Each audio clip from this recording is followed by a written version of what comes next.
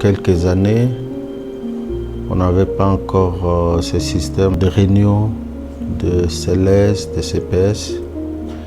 Et chacun essayait un peu de fonctionner de sa manière.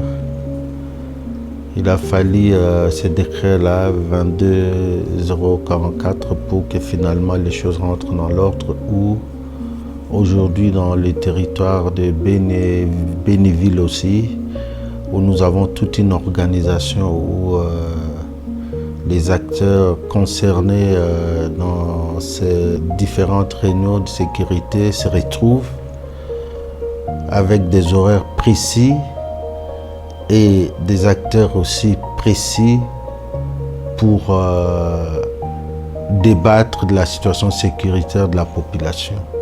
C'est une satisfaction aujourd'hui pour nous, le fait qu'aujourd'hui il y a la mise en application, la mise en œuvre de ces décrets 22044. Quand nous parlons de la gestion sécuritaire, l'élément numéro 1 qui fait en sorte que on puisse avoir cette sécurité, c'est quoi?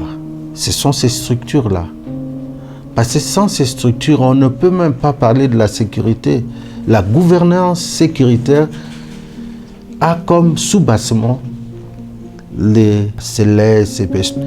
Et c'est quelque chose que nous tenons à ce que ça s'organise régulièrement et surtout que d'autres endroits qui n'ont pas été encore bénéficiés de ces formations puissent le faire aussi.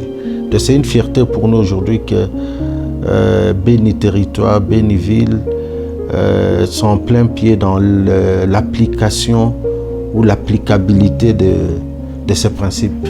La société civile, les cadres de base, la police aussi, où tous ensemble travaillent pour peaufiner des stratégies afin